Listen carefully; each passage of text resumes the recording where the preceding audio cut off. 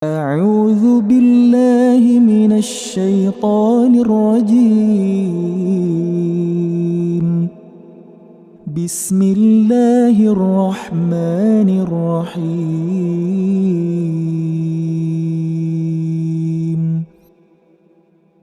Bismillahirrahmanirrahim. Assalamualaikum warahmatullahi wabarakatuh.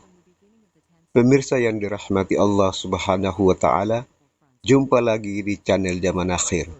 Bagaimana kabar semuanya? Semoga sehat walafiat dan dalam lindungan Allah Subhanahu wa Ta'ala. Pemirsa yang dirahmati Allah Subhanahu wa Ta'ala, video kali ini akan membahas tentang Tengri atau Tengrisme, yaitu agama Imperium Khazar dan bagaimana konversi mereka dari Tengrisme menjadi Yudaisme. Pada tahun 737 pasukan Islam Kekhalifahan Bani Umayyah di bawah pimpinan Jenderal Marwan bin Muhammad memasuki ibu kota Khazar di Balanjar dan memaksa Khagan Khazar untuk menyerah, bersedia menerima Islam dan mengucapkan kesetiaan kepada Khalifah. Beberapa saat setelah Imperium Khazar takluk pada Kekhalifahan Bani Umayyah, terjadi revolusi di Kekhalifahan.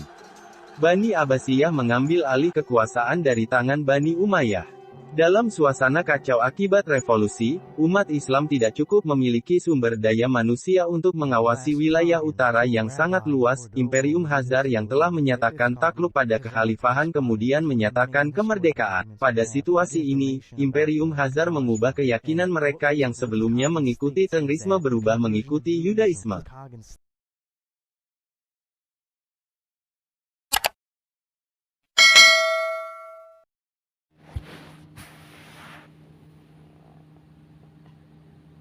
Agama. Meskipun sumbernya langka, kemungkinan besar agama asli Khazar adalah berbagai paganisme Turkic yang berdasarkan pada pemujaan Dewa Langit Tengri. Ritual pengorbanan dipraktekkan dengan persembahan yang diberikan kepada api, air, bulan, berbagai dewa dan nenek moyang. Karena Tengri adalah Dewa Langit, apapun yang disambar petir dianggap pengorbanan ke surga di akhirat. Kehidupan di akhirat mungkin dianggap mirip dengan kehidupan di bumi karena para pejuang dimakamkan dengan peralatan mereka. Ada juga bukti mengatakan, prajurit kadang-kadang dikuburkan bersama dengan barang-barang milik mereka setelah kematian, seperti dicatat sebelumnya.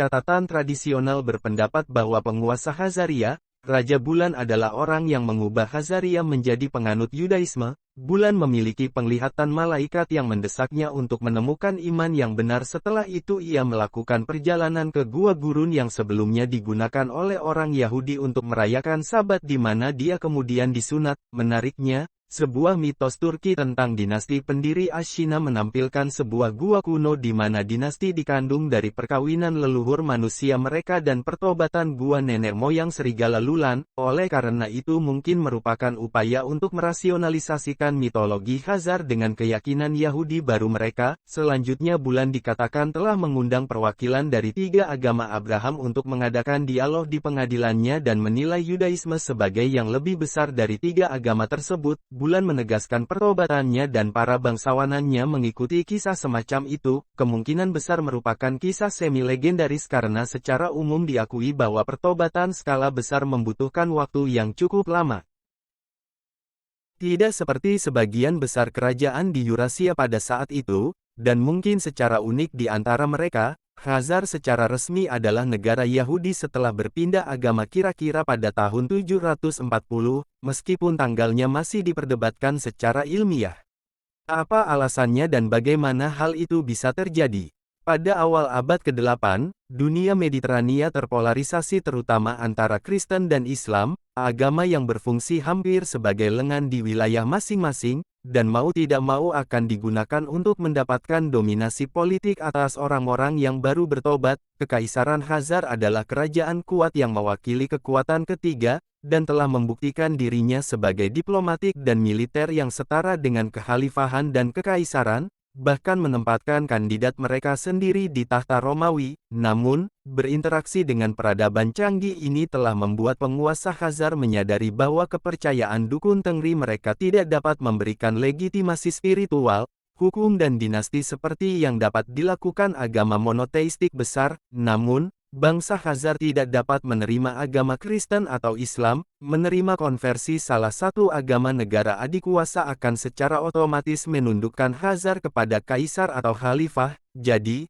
tampaknya satu-satunya pilihan logis adalah sebagai kekuatan besar ketiga, memilih agama besar ketiga, yang tidak memiliki banyak pamrih, yaitu Yudaisme. Bagaimana ini terjadi? Tidak sepenuhnya pasti. Tidak ada peristiwa penting seperti pertempuran jembatan Milvian di Roma, misalnya, yang akhirnya menyebabkan konversi kekaisaran menjadi Kristen. Namun, ada tren tertentu yang dapat menjelaskan mengapa hal itu bisa terjadi. Bahkan sebelum kasta penguasa Khazar mengesampingkan Tengrisme, kerajaan utara, demikian Bizantium menyebutnya, memiliki hubungan yang luas dengan orang Yahudi dan praktek keagamaan mereka. Ada komunitas Yahudi tua terkemuka di semenanjung Crimea dan Taman yang telah ada sejak zaman Yunani dan Romawi, yang tinggal di kota-kota seperti Pantikapaeum dan Panagoria. Peristiwa eksternal di awal tahun 700-an meningkatkan Yahudi di Khazaria ke tingkat yang belum pernah terjadi sebelumnya. Penganiayaan terhadap orang Yahudi di Kekaisaran Bizantium dimulai pada masa pemerintahan Justinanus tetapi secara khusus diintensifkan di bawah pemerintahan Heraklius dan Leo III di Isauria, yang terakhir berusaha untuk membaptis secara paksa dan dengan demikian mengubah warga Yahudi menjadi Kristen pada tahun 722,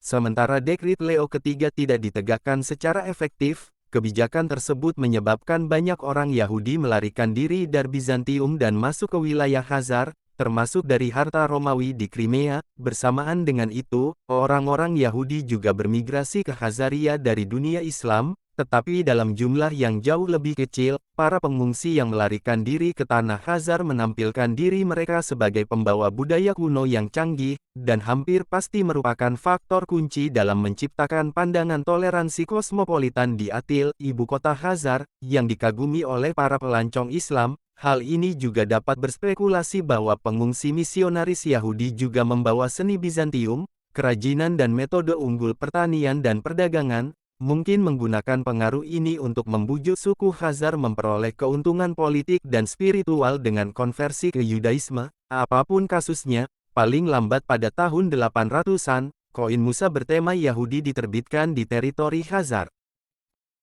Khazar adalah suku semi-nomaden yang tinggal di bagian utara pegunungan Kaukasus pada abad ke-6. Mereka adalah salah satu keluarga Turki yang mendirikan Khaganat Khazaria pada abad ke-7 karena jatuhnya Göktürk Barat. Pada abad ke-8, banyak orang Khazar yang mempraktekkan Samanisme akhirnya beralih ke Yudaisme. Khazar memiliki hubungan yang baik dengan Bizantium tetapi berkonflik dengan Islam. Hingga abad ke-9, etnis Pecenek menginvasi Imperium Khazaria. Hal ini membuat Khazaria menjadi lemah. Kekaisaran Khazaria jatuh ketika Kievan Rus di bawah Volodymyr the Great, yang juga mengalahkan Volga Bulgar. Setelah kejatuhannya, bangsa Khazar akhirnya menghilang dari sejarah. Namun, apakah Khazar benar-benar menghilang setelah kejatuhannya? Ada beberapa teori yang dapat membantu kita menentukan di mana Khazar saat ini. Beberapa teori menyatakan bahwa Khazar tidak hilang, sebaliknya mereka bermigrasi ke barat dan membentuk bagian inti dari populasi Yahudi Ashkenazi di Eropa. Menurut Eran El-Haik, seorang ahli genetika kelahiran Israel, dia menemukan bahwa Yahudi Ashkenazi adalah Yahudi Eropa. Mereka hanya memiliki 3% kesamaan dibandingkan dengan leluhur kuno yang menghubungkan mereka dengan etnis lain di Timur Tengah. Artinya, DNA orang Yahudi Ashkenazi dapat dideteksi dari Ashkenazi kuno. Beberapa Ashkenazi masuk Yudaisme sebelum bermigrasi ke Timur Tengah untuk mendirikan negara Yahudi di sana. Menurut Eran, DNA Asia juga ditemukan pada orang Yahudi Ashkenazi. Jadi dapat ditentukan DNA Asia sebenarnya adalah DNA Khazar yang berubah menjadi Yudaisme. Oleh karena itu, dikatakan bahwa Yahudi Khazar telah terserap ke dalam Yahudi Ashkenazi. Artinya, bangsa Khazar hanya menghilang dari sejarah, tetapi bukan untuk rakyatnya. Beberapa orang Khazar juga berasimilasi dengan Turki dan Kumans. Ada beberapa tokoh yang kemungkinan besar adalah Khazar telah terserap ke dalam Yahudi Ashkenazi, seperti Karl Marx, Albert Einstein, Adolf Hitler, Mark Zuckerberg dan masih banyak lagi.